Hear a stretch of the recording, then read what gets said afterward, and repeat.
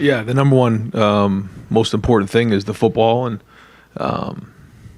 that's going to be the way this weekend. It's a huge part of the game, and we got to take care of the football across the board. We got to make great decisions, and know when to cut your losses. Have a plan for when it goes, the way that you expect it to, but have a plan for when it goes, sideways.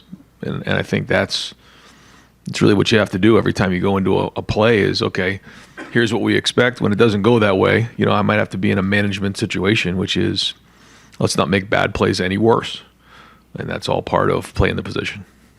Obviously would have been part of the planning and everything last year for a game like this. When you're seeing a team like this for the second time, are you building off of concepts and stuff that he would have already maybe been familiar with going into a week like this? We play so many games and there's so many, just different practices. But I think the good thing is, again, for somebody who's been in the system for a couple of years, they've been through preparation before, they've been through, game planning situations, they've seen the games live. I think a lot of our guys understand what this game is going to be, the intensity.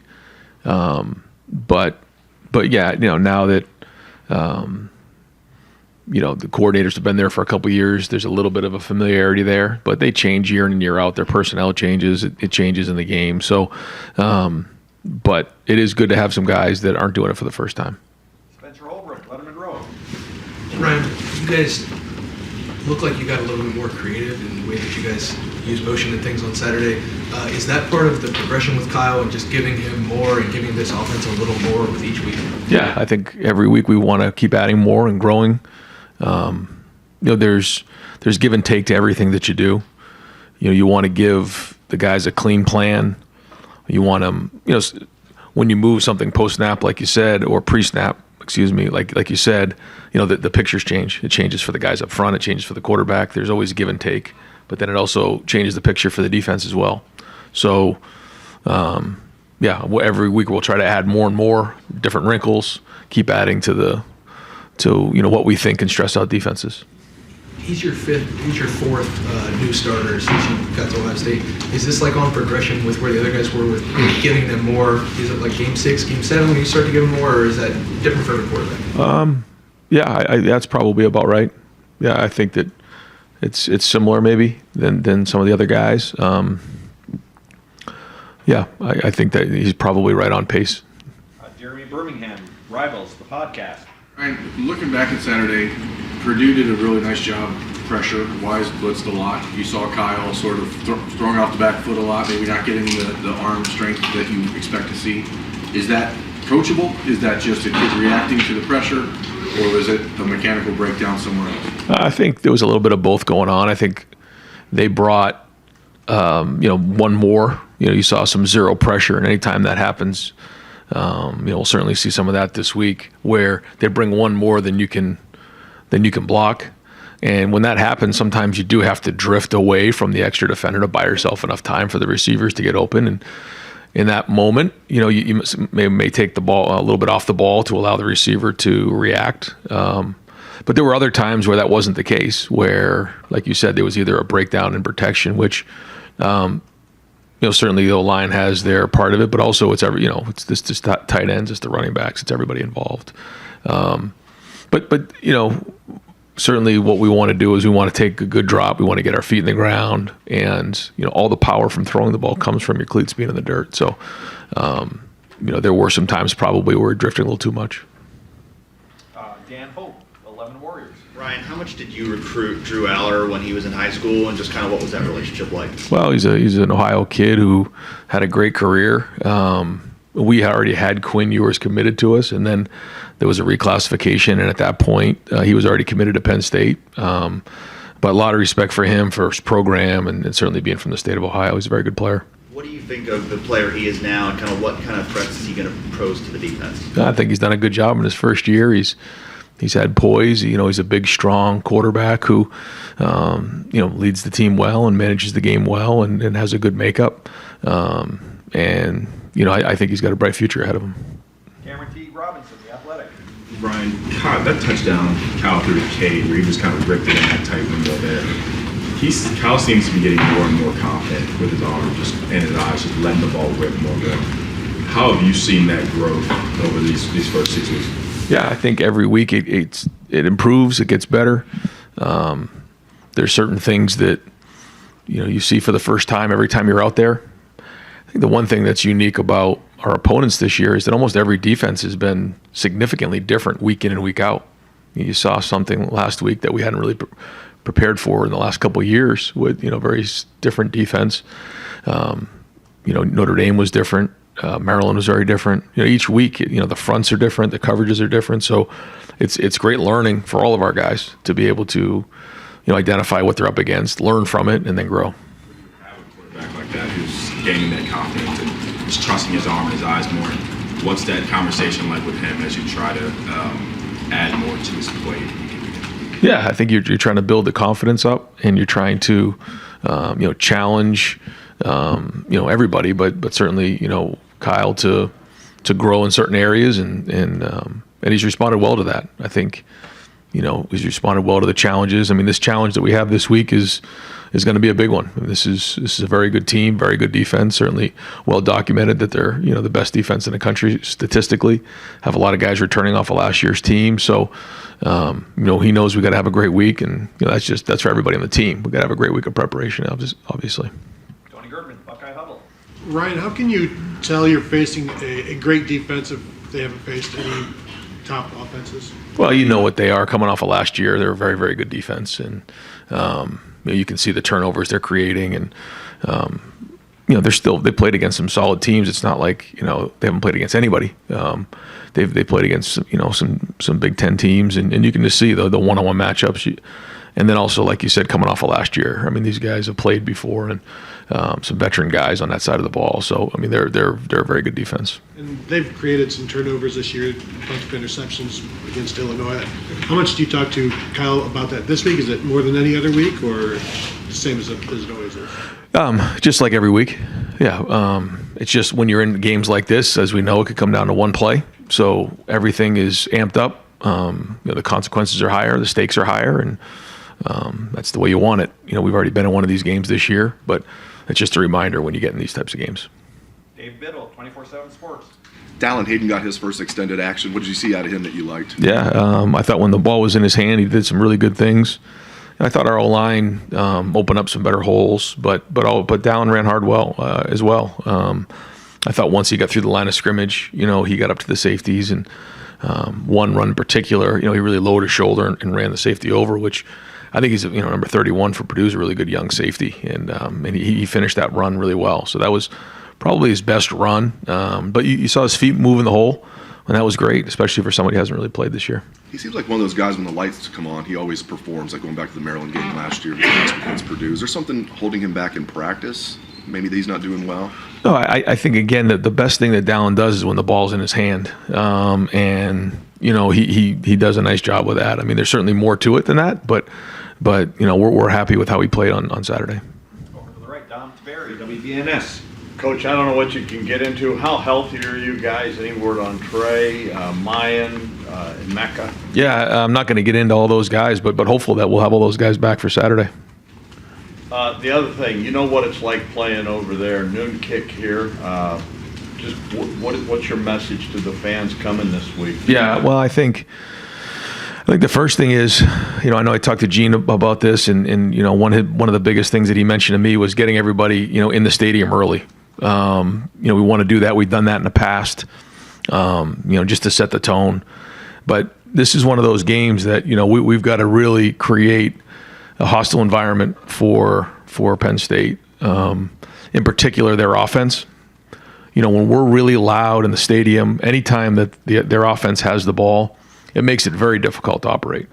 The communication, the snap count, all of those things. And so the louder we can be, it doesn't matter whether it's third down, red zone, short yardage. If they're operating and they're on the field, the louder we can be, the more hostile that we can be, advantage Buckeyes. So that's really one of the things this week that I'll be talking about, because this is a big game, but we got them here in the shoe, and let's make it as loud as we possibly can. Clay Hall, WSYS. when you're facing a defense like this, they're number one in a couple of categories, number two in another. Are you trying to find, is there a weakness to find, or you know that's not going to happen? Or when you sit around that table, somebody says, hey, I think we ought to, I've just noticed they don't do this well. I mean, has that moment happened, or you know that's not going to happen this week? I think the first thing anytime you're looking at a game plan, you look at the personnel, and then you look at the scheme, and you try to do the best you can based on the personnel you have, based on the personnel that they have. What gives our guys the best chance to be successful, to move the ball down the field and score touchdowns. There's a lot that comes with that. Certainly there's the schematics of it all. It's also what your team knows, what your team has practiced. There's also things that will come into the game plan that, are specific to your opponent. That's not any different this week than any other week, but there's a lot of hours spent in those meeting rooms going through that to make sure that, our players are playing fast. And I think that's important for coaches to, give them a clean plan, not to put too much on them. You don't want them thinking too much. You want them playing fast. Austin Ward, the podcast, Rivals.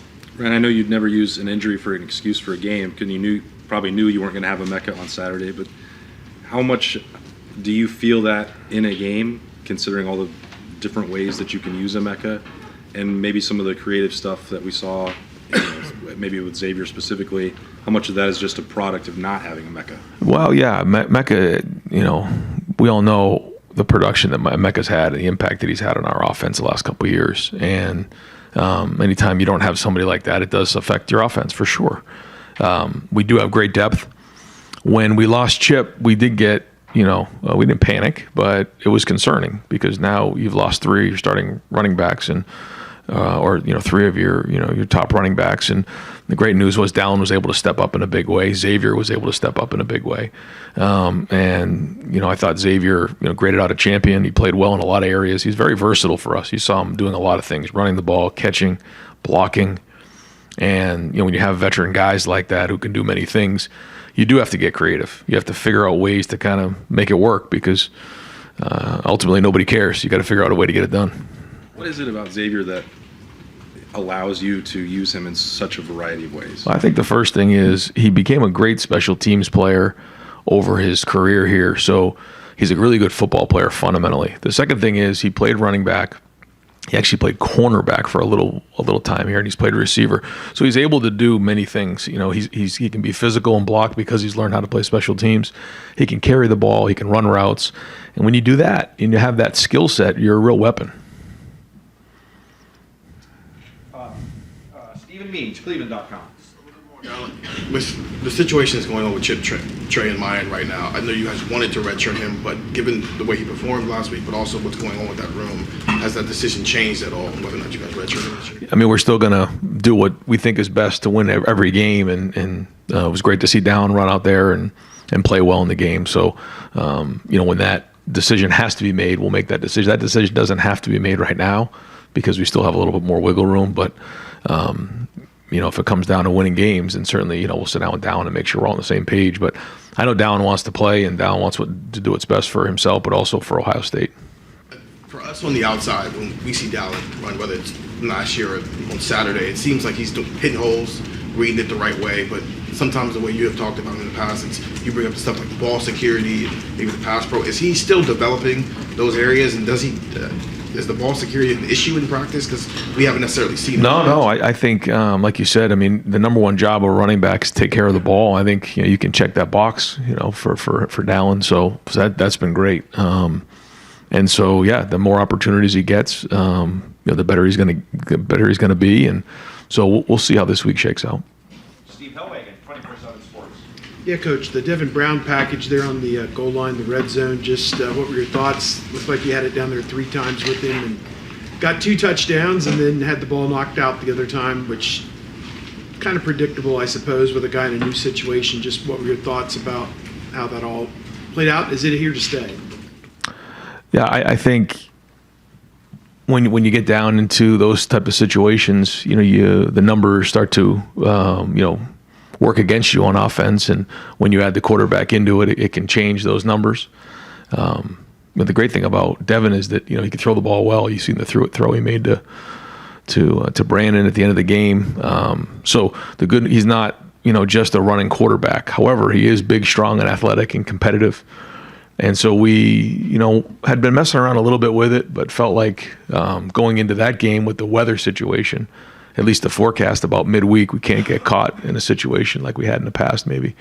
So that was part of it. And then we added that down in the red zone and felt like it was a good package schematically, and wanted to let Devin go and kind of get his feet wet in that area and flush out any possible mistakes that may happen.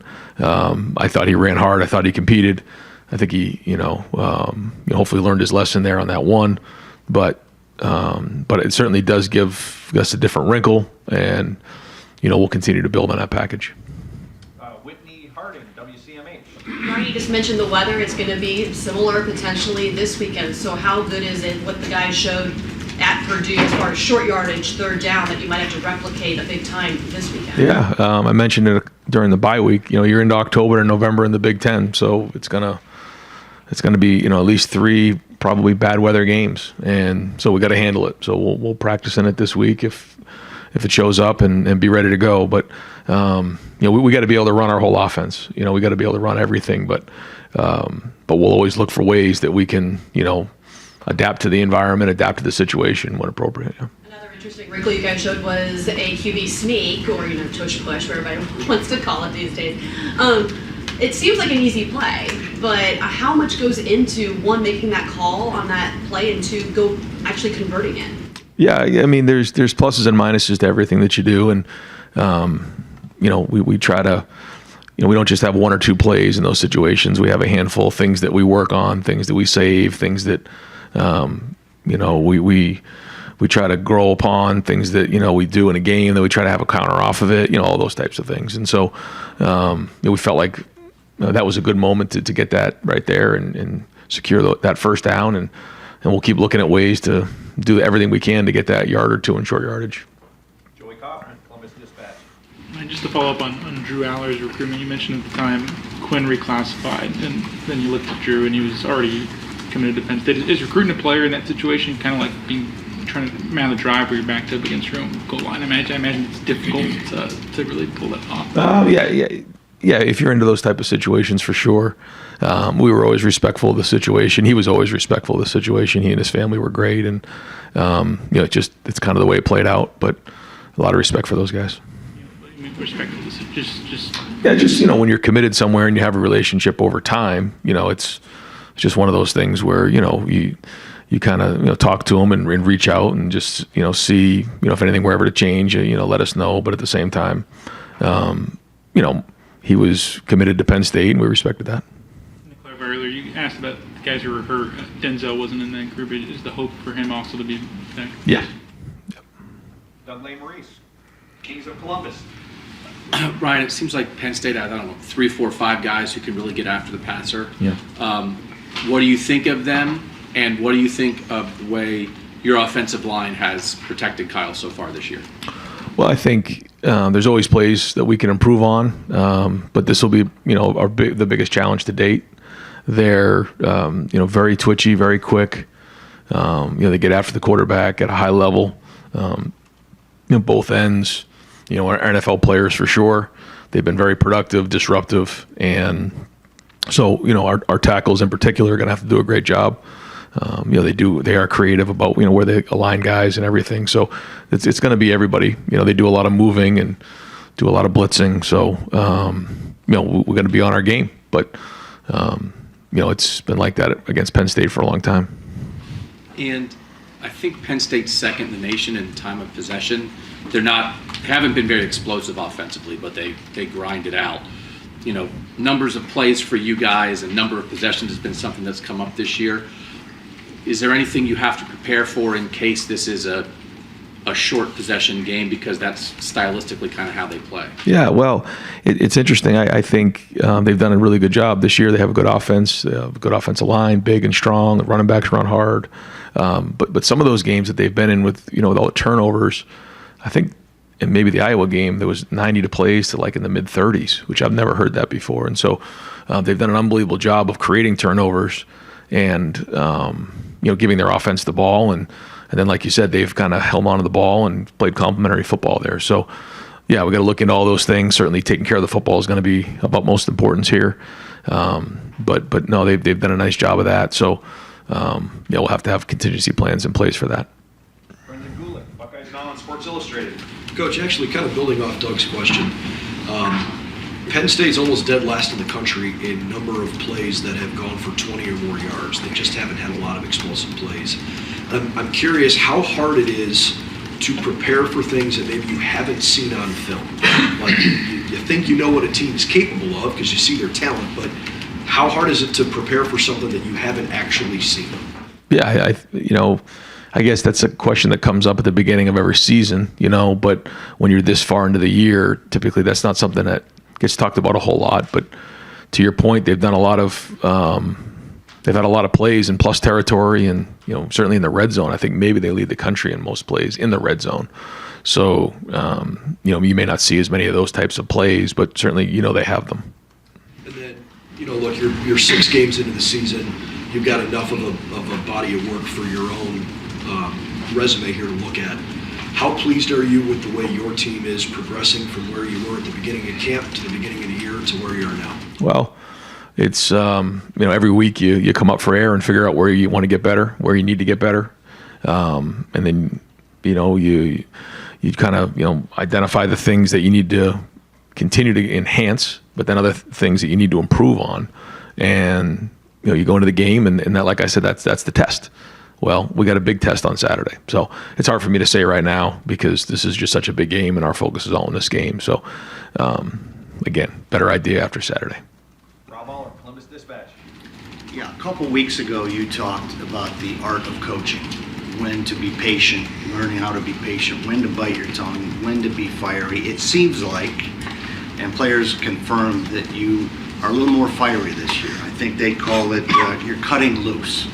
The question is this something, you have the pulse of your team better than anybody, is this something that's intentional that you're doing? Is this just a progression of being comfortable in your skin?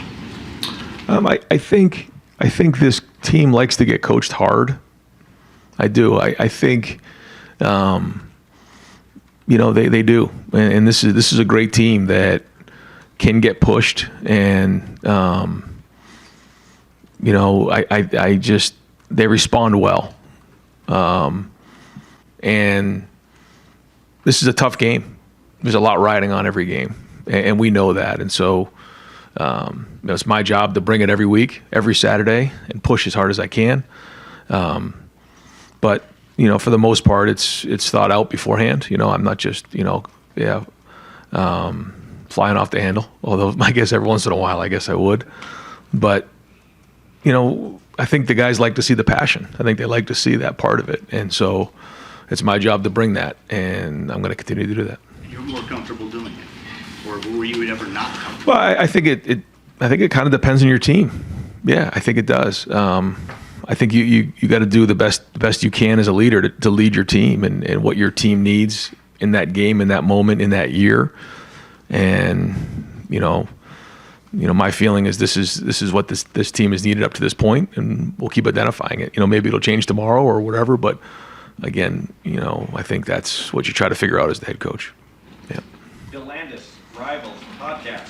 Right, we saw Kyle run a QB sneak. He kept on that one read play. I'm just wondering if you could also use him in the ways you used Devin last week down in the red zone of the run game, or what difference maybe you see between the two that you should use Devin? Yeah, no, it was good. It was good to see him get that pull.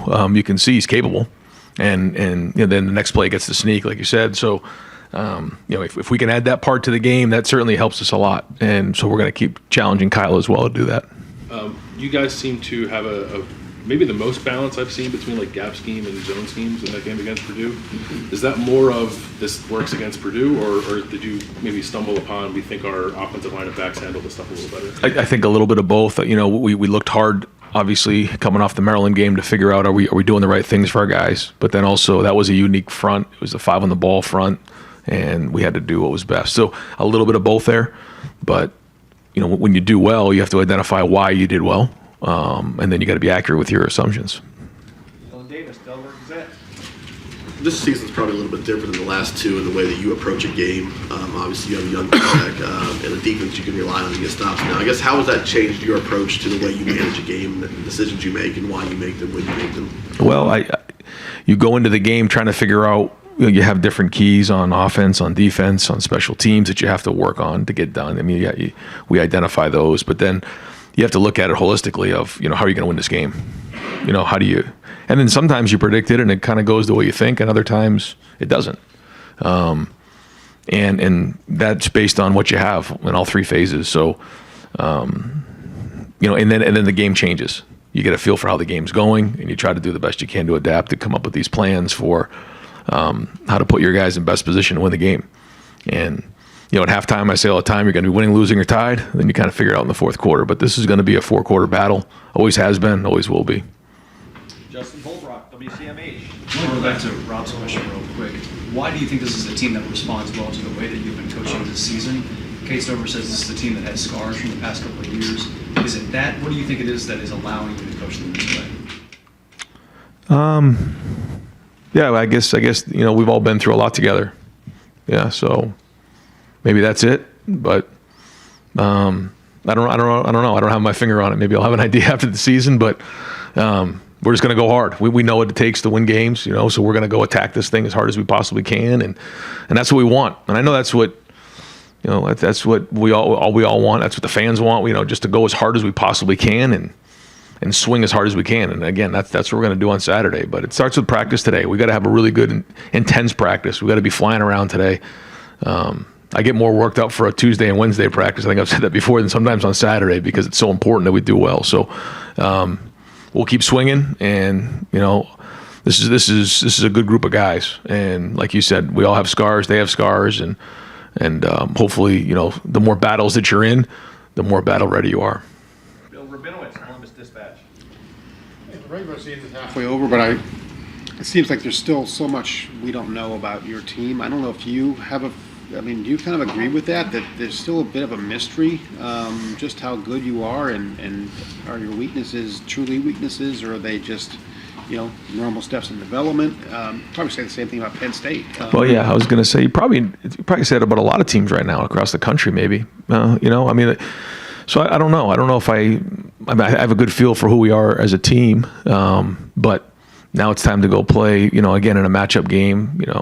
Top 5 matchup again, and I think we certainly have learned a little bit about the quarterback. We've learned a little bit about some of the guys who we didn't know early in the season, but our guys, and we have the pen to go write the script of what the season's going to look like, and that's really what matters. So a big part of what you're saying is going to be what happens on Saturday. Obviously, you had a huge win against Notre Dame. This is the second big one. How much does at least having that experience give you confidence, or at least kind of where you stand from that game? Yeah, it gives you a little bit of a barometer, I guess. But that game is so much different than this game.